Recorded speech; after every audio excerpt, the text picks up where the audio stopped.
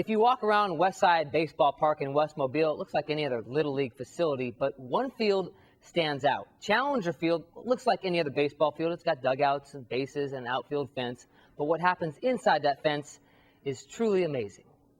Big hit, Brandon. It's T-ball night at Westside Park. Bring him in, buddy. And for Amanda Tice, that means rooting on her son, Brandon. Brandon. Yay, Brandon. Brandon's big brother, Nathan, is there too. You're silly. He's been to a lot of Brandon's games over the years. Go. Watching those games, though, is a challenge. The vision in Nathan's left eye is 2400, and that's his good eye. Nathan, his brother Dominic, and sister Amelia are all visually impaired. The triplets were born 4 months early, and as a result, all three have cerebral palsy. They're used to it. That's all they've ever known, is not being able to see as well, not being able to walk as well. So watching their brother play sports at times has been difficult. And it's kind of hard to explain to Nathan and Amelia, why they can't play sports like Brandon does. But when Amanda went to sign up Brandon for T-ball this year, she couldn't believe what she saw. One of the head guys of the park walked me over here to show me this field and said, this is what we're doing for the kids that are challenged. So I was so excited. Right. Immediately we signed up Amelia and Nathan. Good job. 52 kids are playing in the first season of Westside Park's new Challenger League. It's a true field of dreams for kids with disabilities. These kids sort of get left behind, and we've made it possible for them to be able to come out and play ball. There you go. Ready? Hey. All right, let's go. At Challenger Field, you won't find a scoreboard Second base. or an umpire.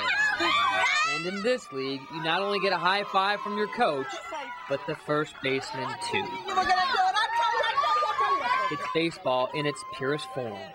One of our players probably swung the bat about 10 times and kept missing it and kept missing it and kept missing it.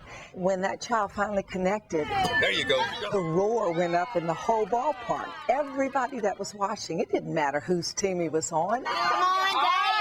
Christy Reed's son Dayton has cerebral palsy too. There you go. He spent most of his life in a wheelchair. Before he was 5 years old, he'd had 3 surgeries. One required doctors to break both his legs. You can imagine what goes through my head. And I did think about this. Is he ever going to be able to play baseball or do any kind of sports? And he is now. There you go. When he hits a ball and starts going to first base, it brings tears to my eyes. If his chair doesn't get him there fast enough, his feet provide a little extra power. Every part of his body is trying to propel himself to first base to be safe. Come on, you guys. Ready? Position. Dayton's coach is Cheryl Thomas. Throw coming. Throw coming. This is the job of a lifetime. She's seen these kids come a long way in a short time. I have a number of 5-year-olds on my team who did nothing but run all over the field when we first started. And now, they actually stay in place. It's made a big difference in them. They've learned something new. What's amazing is what these kids have taught everyone else. You're just captivated by the effort, by the ability, by the fun. Players who need a little extra help have a buddy. Buddies have been able to help and see firsthand what it's like to have to work extra hard to accomplish something. All right, you're up. Let's go, Kelly. It's given Karen Brunson a chance to bond with her sister Kelly. Hit it. 1, 2, 3, swing.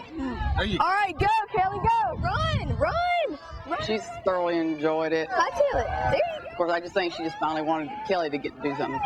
Kelly doesn't speak, but she doesn't need words to express pure joy. Woo! It's for them. It's not for us. It's not for anybody, but to see the smiles on these kids' faces today was all worth it, all the work. And for Amanda Tice, it means never having to explain to her kids why they can't play sports. It's just kind of neat to be able to say that, I've got to get them to T-ball. I think it's as good for the parents as it is for the kids. Number 8, Dayton Reed. It's the final game of the season tonight. There you go, sweetheart. Every player gets a trophy. Thank you for helping so much, okay? All the buddies get a medal. Good. Before they go home, one player asks Coach Cheryl if they won the game. Oh, and I say, of course we won. We won before we even stepped on that field. And the Challenger League starts up again this fall out at Westside Park in West Mobile. If you're interested in registering, it's in August, and you can get more information there at 605-5939. I mentioned 52 kids this spring. They're hoping to get even more this year. They can actually break them into age divisions. You saw some bigger kids and some small kids in that playing together. They're hoping to break it down and even create a team that competes nationally in a national tournament. And Amanda Tice, the young lady at the beginning with the triplets, if you're wondering where the third triplet was, Dominic, he can't go out in the heat because he gets seizures, but they're thinking of moving the games back a little bit later, so all three can get in those games this fall. Another award-winning story. Yeah, they're great kids. It's really neat to be out there to see those guys. Great storytelling, too. Thanks. Appreciate it. Be right back.